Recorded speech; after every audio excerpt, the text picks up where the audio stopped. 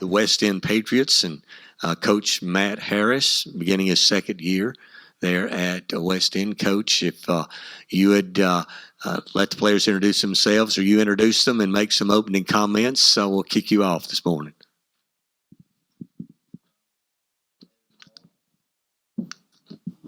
Jackson Hamby, Fisher Patterson, Denver Roden. First, before we get started, this spring we lost a very important part of our program in Coach Nix. He played at West End. He coached for 30 years, youth league, volunteer assistant, anything we needed him to be. So I would be remiss if I didn't mention him today before we got started, and just let his family know that he's missed and he's going to be missed continually every Friday night. Secondly, I'd like to say thank you to the media and all your sponsors for making this possible and putting this on for our kids in our community. I apologize for missing last year, but we had a scheduling conflict. So that is why we weren't here last year, but we do appreciate this event. As far as our team goes, I'm very proud of the work and the focus that this team has shown through the offseason. No one was satisfied with last year's results. So they have shown up and done a good job of getting the work done that we needed to get done to get better individually and as a team. But with that said, we got 4 weeks here before we start playing football, and there's a whole lot more to do and a whole lot more work to do to get better.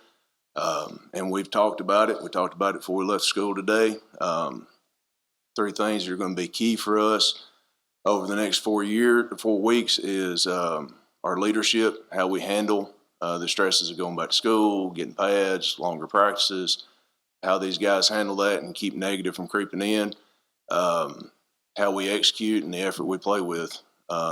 Those things are going to be key to determining the success of this season for us.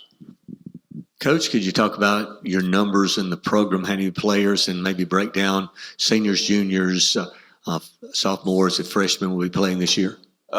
So we have 8 seniors this year. We have 5 juniors, 12 sophomores, and 15 freshmen right now currently on the roster. The good thing for us is out of those, 25 sophomores through seniors, just about every one of them saw significant game snaps last year. Played a lot of young guys on both sides of the ball, so we've got a lot of experience coming back.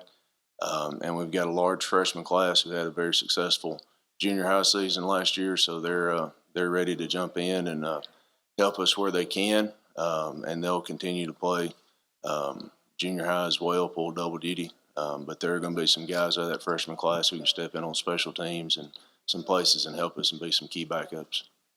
So coming out of summer workouts, you're headed into preseason practice, probably starting next week. So what would you say at this time would you think maybe be some of the strengths of this year's football team? The strengths of this team are their focus and their work ethic. I've bragged on them since we started in the spring with just our basically the 2 hours a week that the state gives us to work with our players on skill development. Their focus on getting the job done has been phenomenal in 20 years. It's very rare to be around a group of guys who show up every day, and when you walk out on the field to work, they work. And there's not any goofing off. There's not any playing around. They're there to work, and then when we got downtime, they have fun. They enjoy each other. But they have been locked in and focused on trying to be better this year, and that's really our strong suit right now. Coach, you and I have talked a bunch, just off the field. One of the biggest important things in your life is your faith, and how awesome is it to be around a good group of kids like this where you can talk openly about that, and how important is that for these guys moving forward? Everywhere I've been, whether it be as an assistant or a head coach, my overriding and overarching goal is to turn out good husbands and good fathers. And all of that goes back for me to faith and trying to teach these young men how to be smart about choosing a partner, who they're going to spend the rest of their life with, teaching them how to take responsibility for showing up every day and doing the work that needs to be done. Because being a husband and a father, there are many days where you don't really want to do what you got to do, but you got to do what you got to do. And so we spend a good bit of time of trying to influence them in that direction. We may not necessarily talk about it straightforward, but the things we try to instill in them about showing up every day, having a positive attitude, doing the work that's got to be done, doing it to the best of your ability, all those things factor into becoming the husband and father that you need to be so you can be the spiritual leader of your household. Coach, I asked this of Gaston just a few minutes ago. You know, they were in a couple of games early on in the season, and, you know, you guys were last year as well. Just talk about what it would mean to just get a little confidence early, you know, maybe get a win or two under your belt, and, you know, hopefully things will catapult from there. Just talk about that. Well, we as a coaching staff, we talked about it last year. If we go into the first three and win, you know, 1, 2 of the 3 out of those, then that would really set our confidence for the year going forward and give us a chance to win, you know, 4 or 5 ball games, maybe more than that. You just never know how confidence affects a player. But we lost Pleasant Valley by, I think, 14 points. We lost Sandrock by 8. We were in ball games, and then we go into the Falkville game. Injury bug catches us, and from that point on, we never started the same offensive line 2 weeks in a row. We had guys beat up, banged up, missing 4 weeks at a time, things like that, especially our seniors. They suffered the brunt of that, which forced us to play young guys, which was a good thing for the future, but in the moment, you know, it's never good. So, you know, that once again, we talked about that before we left the house today too. You know, we come out, we win 1 or 2 early, get our confidence. Who knows what this team can be with the focus they have and the work ethic they have. But it's supremely important in football. If you don't win early, it gets really hard to keep putting on pads and going out there every day in 90-degree weather and sweat and beat on each other and keep fighting. You know, one of the things I was proud of last year's team was they showed up every Monday with a positive attitude. They showed up and they kept working and they kept playing hard. You know, but when you got 3 or 4 seniors, you know, behind you because they're beat up and they're hurt and they can't play, it's hard to go win ball games. So you need to win them early. Guys, I'm just curious, just touching off what Coach is saying, just talk about if you guys were to, you know, get a little confidence early, you know, maybe get a win or 2 under your belt. You know, they say winning's contagious. I know it's cliche, but, you know, just talk about the importance of just getting a little confidence early. Yeah, it's definitely important. I think that, like, last year, whoever was playing, they'd get up a touchdown, and then our confidence would go down, and we think we lost the game in just only the first quarter. So, yeah, confidence definitely helps a lot early on in the season to get some wins under your belt. Not only confidence, but the momentum. If you start off slow, then you're not going to be able to pick that back up and carry it throughout the next game and the next few quarters. So if our confidence is good, then we can play how we want to play and do what we want to do. Anyone else before I go? Okay, just what's maybe one reason when you look ahead, you know, practice starts next week, or I guess in 2 weeks, you guys in No, we'll start Monday. next week. All right. But just what's one reason you're optimistic when you look towards this season? The returners we have coming back is a huge part of our optimism. We've got key players at key positions who are returners, who have played a lot of ball games, who understand what it's going to take to win ball games. They've been in the fight. They've lost close ones. And that experience kind of hardens you to what Fisher was talking about, the momentum of the game. You know, a team gets up early. How do you keep fighting and understanding that you've got to keep doing that? A little bit more depth on this team We don't feel like if we lose one or two guys that it puts us in a bad position as far as moving forward, because we feel like we've got depth, we've got pieces we can move around to adjust and absorb an injury here or there. And we can't absorb 5 or 6, but, an injury here, an injury there, we'll be able to absorb and move forward and keep playing at a high level, I believe. My question's for the guys. Right out of the gate, you guys play a really good football team in Pleasant Valley. I know you don't like looking ahead, but that is your first opponent. Can you guys talk about how special that would be and how big of an opportunity that is to make a statement if you guys could get a win against them? Yeah, that'd be huge. They beat us the past 2 years in a row, so to come out the gate, hit them in the mouth, and get a W under our belt, that'd be good.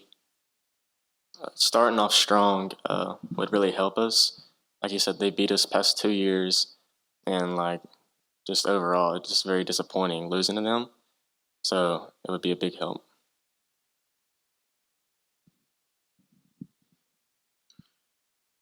This is for the guys. What is maybe some personal goals that you have this year for this season coming up? What are some of the personal goals that you have? Maybe improvement upon last year, but what are some of your goals? Personally, I would like to throw for over 1,000 yards. I was at 950 last year, and then I would also like to rush for 500, 600 yards on the season and get 80 tackles. Winning is obviously the number one goal, but personally, last year it slipped from me. I finished number 2 for 2A for tackles, and I would like to get that number 1 spot and just make sure I can help the team and do what I can. Personally, for me, I would like to lead our team and make sure that we have grit and we hit everybody in the mouth hard, nonstop, flying to the ball every play. Just lead the team in that. I mean, just win football games and not.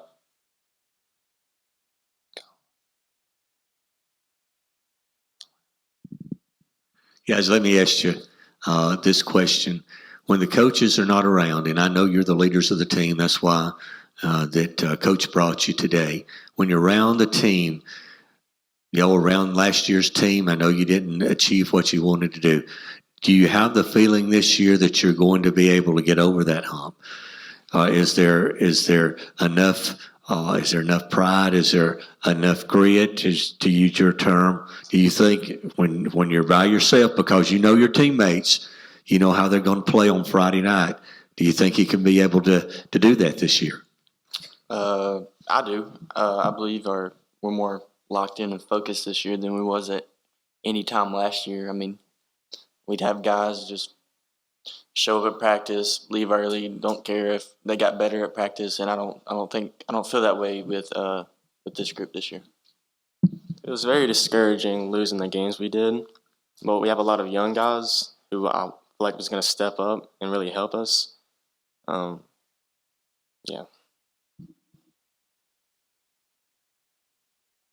Coach, we'll wrap it up with this. As I asked Coach Dupree earlier, and again, when I say expectations, I'm not talking about expectations as far as wins and losses. Your expectations this year of this football team, what are you looking for? What are your goals? My goals for this football team is to be an old school West End football team. Because I'm from there, so I've lived this history. I've breathed it. I've ate it. I've heard it my whole life. You go back to Altoona and Walnut Grove when they were separate schools, and then when they combined, whether good or bad, in wins and losses, the one thing that everybody knew when they showed up in Walnut Grove or Altoona, Alabama, was they were going to get hit in the mouth, and they were going to play for 4 quarters.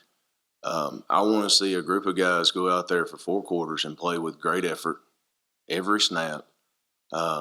And get up and do it again and do it again and do it again and not worry about the outcome on the scoreboard until that horn blows.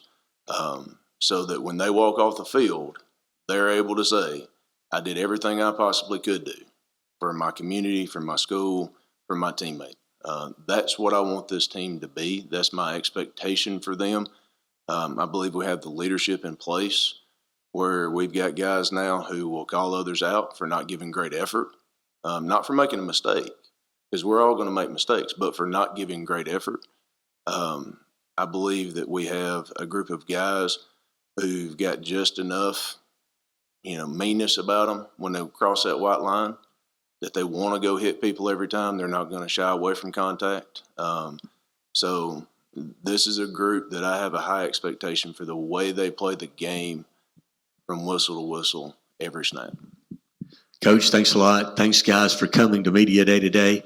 I believe you open up, as Bo says, against Pleasant Valley in week 0. Good luck this season. Thank you very much.